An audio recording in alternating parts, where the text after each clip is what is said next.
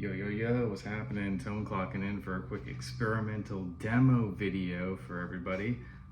Recently I've been doing a few different styles of brushes, and earlier today actually I made this other quick film and I made a quick video because I was inspired to do a brush of a different sort with a little bit of ostrich mixed in there, and I wanted to go with a dark instead of a hot core inside the base of the brush. So, the wire face coming outwards is, a really short length of material of black over a white body, longer fiber brush laced with ostrich all the way throughout. And I learned a few things in the process, and now we're just going to keep experimenting and refining the brush style and volume.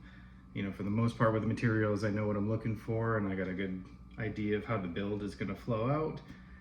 It's just the accents, and really the big concern is keeping all of this ostrich together. My biggest concern going into it was that the picking was going to pull out most of the hurl from the brush itself. Either it would gain too much tension, at the wrap-in point for the feather, and it would snap or break very easily, or if it gets tangled in any way, any of those teeth can pull that right out. They're durable when they're together, but alone when you're pulling, can't put too much tension on them. They should snap out. But it actually held up pretty well. I got it in the bag, but I'll bust this thing out. So, obviously there's a couple of things I learned. There were a few little pieces that had broken off, when I had initially started combing it out, and that was just because of my own negligence and experimentation. But overall it came out pretty cool. I noticed things that I wanted to improve on, and I figured I might as well hit the click on that camera. Let the mysteries unravel with us all, right? That's what I'm talking about. So, see, already got this thing set up. Put a bender on my hook real quick. The last one I did, I actually snapped because I was looking at somebody else's response, or they were asking a question about something, and I was like, oh yeah, why don't I look at this? And then I wasn't watching where I was spinning, boom, snap, but luckily I was right at the end.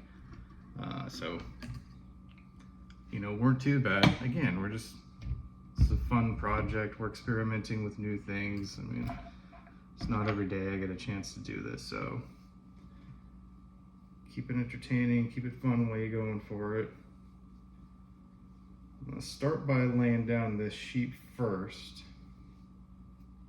So just make sure it's nice and organized, flowing in a direction that I like. That'll make it easier to take off of the patch here. Cut pretty much where I want that. And again, because of the ostrich in here, I'm going to go a little bit thinner than I normally do. I don't need a ton of bulk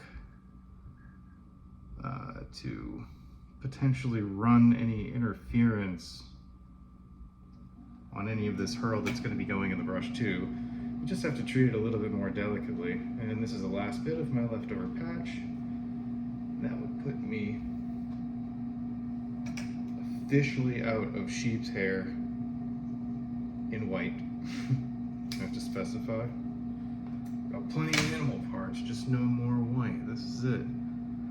And I'm experimenting with a wild little brush that I hope is going to turn out super, super well.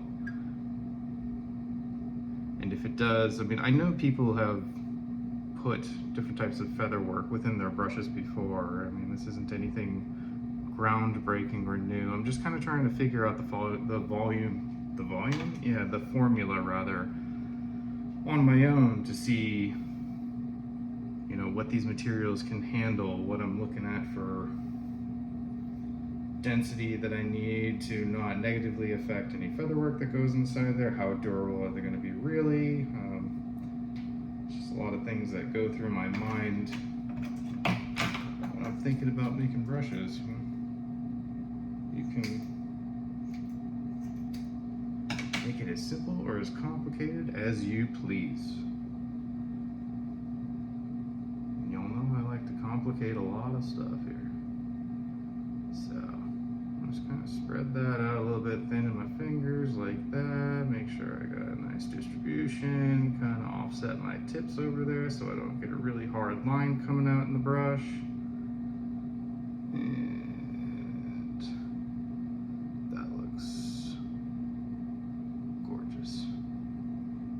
coming back over the cut ends of the Icelandic sheep, maybe between a 1/2 inch and 3/4 inch, to help round out that flare that's going to be doming right behind the head when those fibers kind of transition to taper.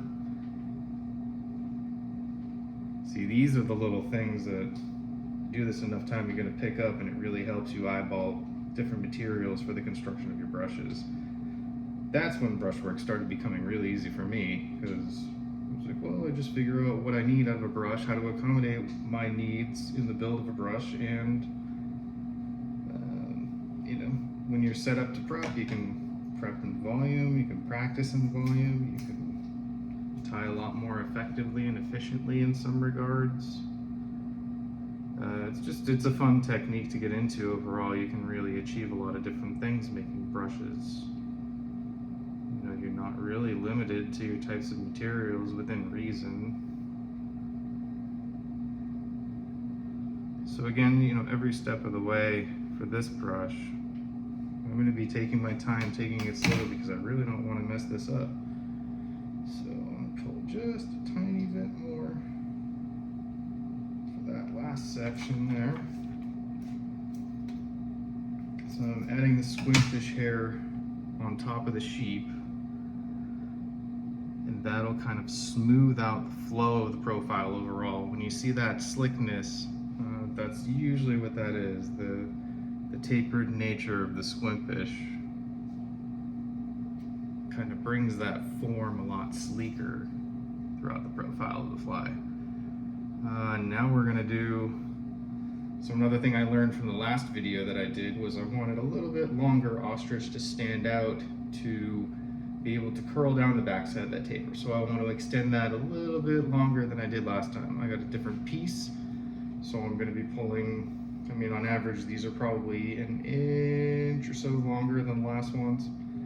So we'll see how they go. They're a lot fluffier too, so it's going to be interesting. But I think I'm going to lay these on pretty heavy because I really want to see what the heck I can do with this. So I'm going to cut these as close to the base as possible, get as much length out of them as I can, and then make sure those butt ends are pretty close to that wire. Oops, not over it, but close to it, hanging below just a tad.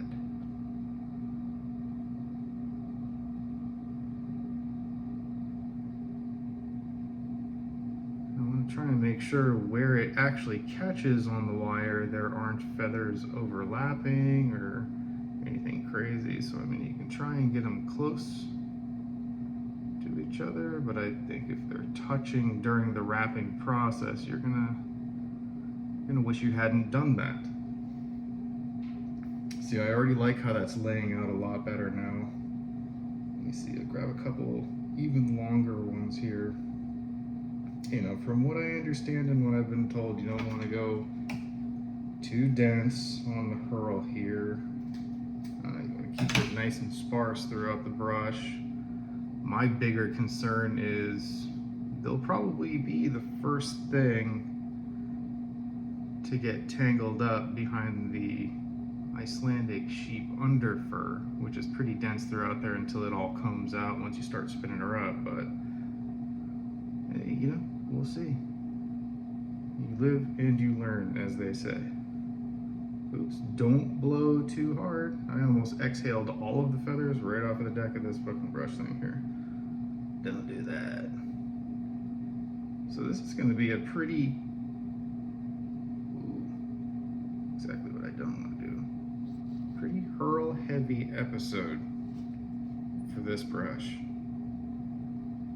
I think this is going to be kind of sick. As long as I can get them in the right position without blowing it. See, I don't even want to breathe near this right now. This is so stressful.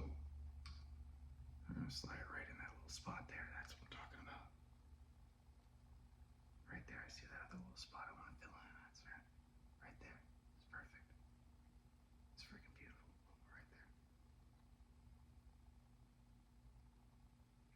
Oh man, this thing's gonna be crazy. All right. That's enough for now. And then with the black craft fur, I'm gonna go for that muted or dark core on the inside there. I found with the last brush that I did of the same style, what I learned from this part was that I want to go a little bit shorter. So maybe 3/4 of an inch overall.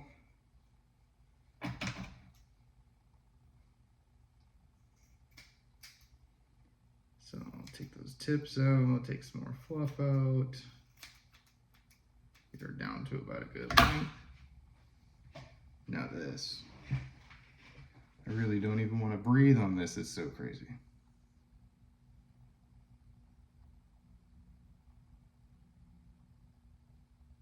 Try and spread it out, stagger it a little bit, not make it too sharp of a cut on the ends there, because that's going to look boring.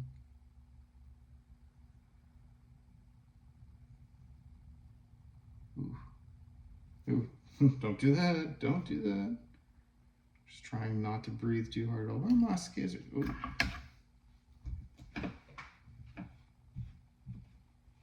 See, I could have stopped right there at the white, but I'm like, no, I have to do this. I have this vision in my mind.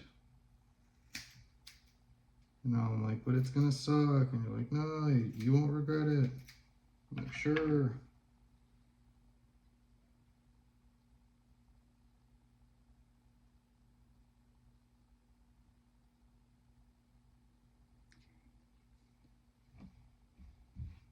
I really am nervous to breathe around this thing until there's any wire on top of that. I'm like, don't blow the feathers off, please. All that ostrich, just, I'd quit. I'd go to bed.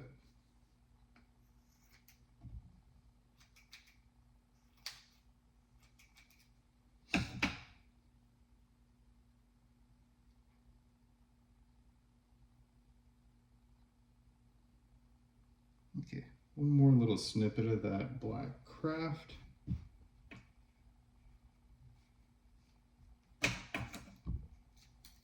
Woo.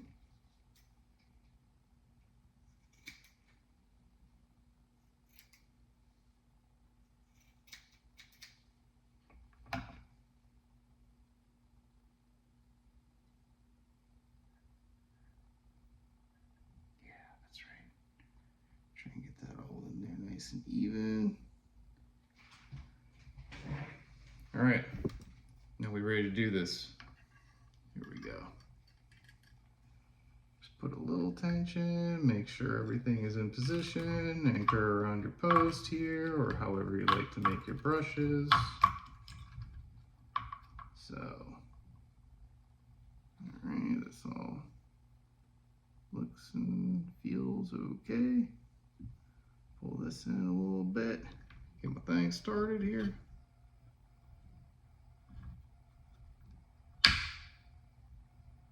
Make sure that blends right at the end. So that black also works all the way up to the end of where the brush starts. Pick up the line, put a little bit of tension, slip the deck out the backside there. This is either a great idea or a terrible idea. So let's see where we're at. I want to keep all those feathers away from there if I can.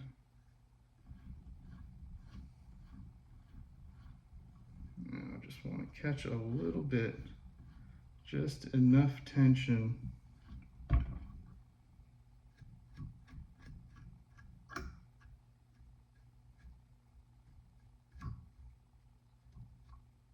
Get some of that fluff out of there, because that's gonna slow it down real quick. All right, freeing up a lot of these, all these ostrich parts here, which is nice, very, very nice.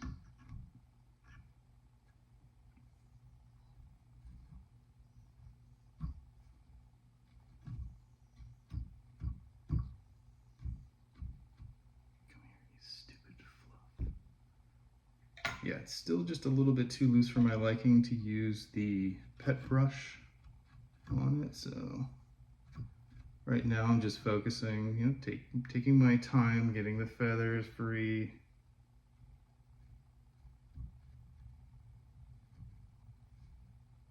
Get all this fluff out.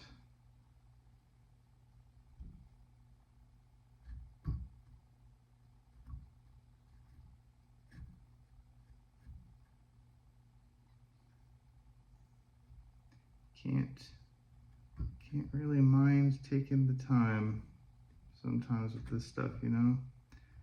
See, now I see the tip of this. That's probably what's happening, is instead of them, maybe this ostrich is getting snapped off under pressure during the initial spin. See, again, you know, this is something, I understand the concept of what I'm doing, but with these materials, there's always that trial and error stuff, and you gotta do quite a bit of R&D to get your style with it, and that's fine. Oh, that's what it is. So it's not a cut off part of a feather, rather a butt of that feather sticking out. So we're pretty good. Spin this up, gain a little bit more tension on her, start with the kick. Feels like it's really starting to tighten up quick. And then lightly, you know, just basically tapping the teeth against the twisted wire in there. So it's a slow process, you know, teasing out one fiber after another kind of deal, but I would much rather do that than aggressively brush this and start pulling out all of that ostrich. But I want to get a good blend of that black on the core in there. And I figure as long as the ostrich really isn't tangled with anything, like if the teeth grab it and it pulls it out, it's slick enough that it will ride right in between the teeth with no issue. So as long as it's not bound by something else or twisted or, you know, bound by itself, it should be pretty easy to pick out with this, but I still want to be gentle about it.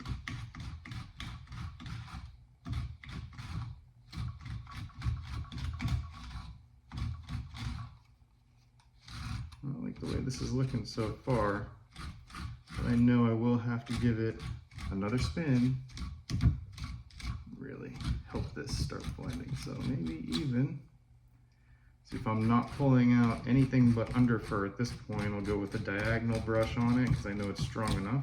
Just want to make sure I don't pull out all that dang ostrich. I know I've probably mentioned that 100 times at this point, but this is a bold move with the horizontal brushing right now because that puts the most tension on all of your materials, but it seems like everything's pretty free in there and I'm basically just taking out more underfur.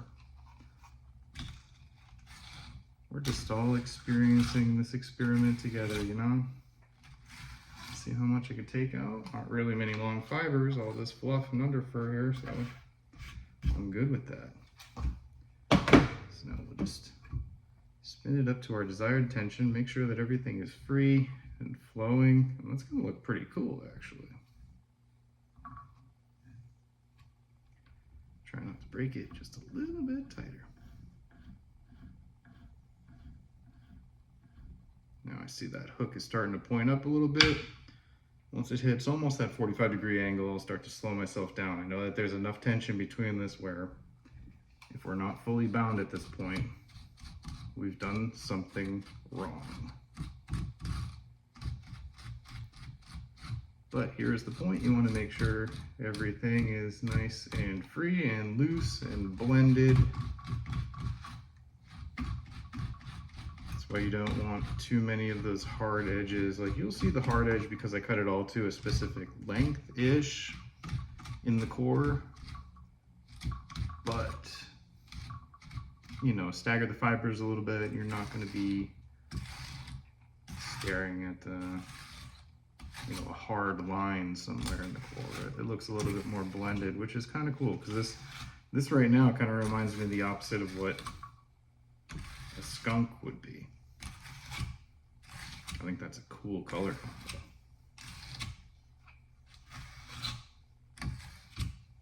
Nothing's coming out.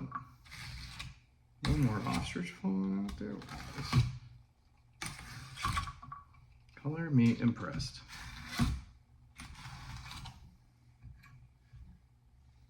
Okay. Not bad at all. Look at that. Minimal amount of underfur that time. Everything's nice and tight. I like the way that turned out. That's going to produce some really cool looking flies. And hell, you know, we're just having fun, experimenting, goofing around, if you will.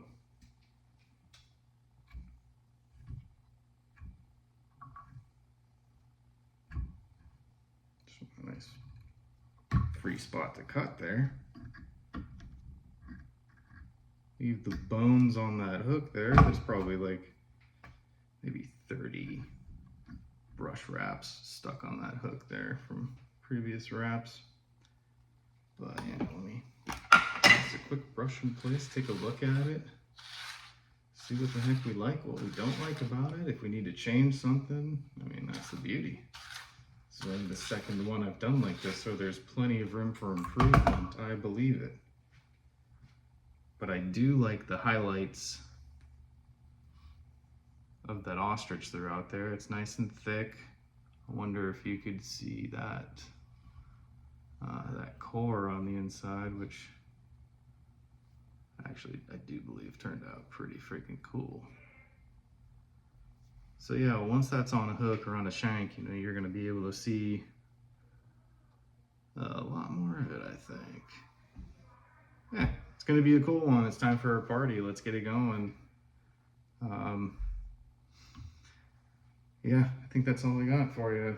I love a good experiment, as you should too. Enjoy yourselves. Tie more, tie off, and do some cool stuff. I don't know. Who knows? Who cares? Yeah, check out anything else. If you have any questions, comments, concerns, you got suggestions, you want to make any suggestions on materials, colors, comments, whatever, let me know. Hit me up. I'm easy to find. Tone on Instagram with 3 underscores, tonescustomflies.com. Check the YallTube page. There's always some fun stuff on there, and hopefully some of this was informative and educational for you, and enjoy the rest of your time. Peace.